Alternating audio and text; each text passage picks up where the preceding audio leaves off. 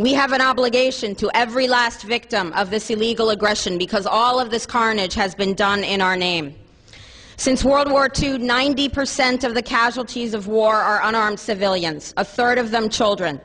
Our victims have done nothing to us. From Palestine to Afghanistan to Iraq to Somalia to wherever our next target may be, their murders are not collateral damage. They are the nature of modern warfare. They don't hate us because of our freedoms. They hate us because every day we are funding and committing crimes against humanity. The so-called war on terror is a cover for our military aggression to gain control of the resources of Western Asia.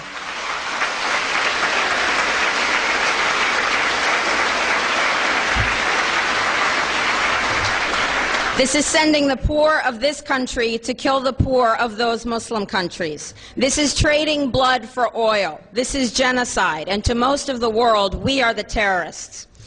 In these times, remaining silent on our responsibility to the world and its future is criminal. And in light of our complicity in the supreme crimes against humanity in Iraq and Afghanistan and ongoing violations of the UN Charter and international law, how dare any American criticize the actions of legitimate resistance to illegal occupation?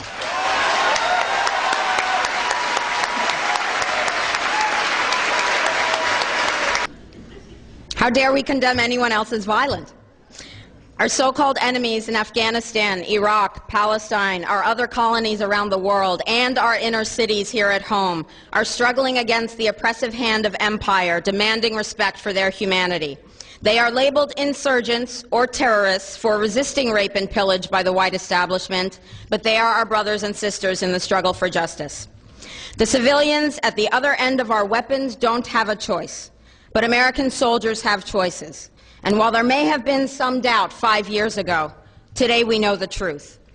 Our soldiers don't sacrifice for duty, honor, country. They sacrifice for Kellogg, Brown, and Root.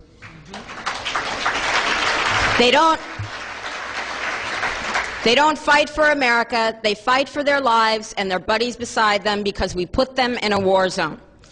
They're not defending our freedoms. They're laying the foundation for 14 permanent military bases to defend the freedoms of ExxonMobil and British Petroleum. Right.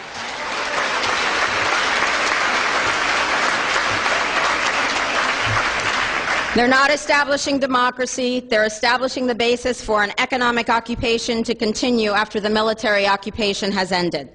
Iraqi society today, thanks to American help, is defined by house raids, death squads, checkpoints, detentions, curfews, blood in the streets, and constant violence. We must dare to speak out in support of the Iraqi people who resist and endure the horrific existence we brought upon them through our bloodthirsty imperial crusade. We must dare to speak out in support of those American war resistors, the real military heroes who uphold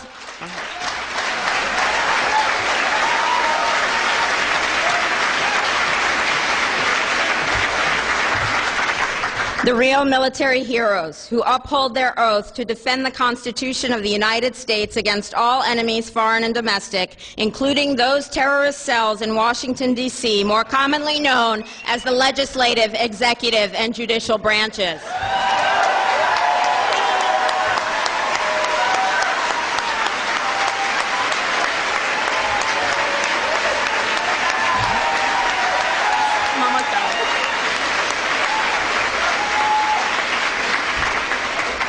I close with a quote from Frederick Douglass, but if you want more information, please visit my website at liberatethis.com.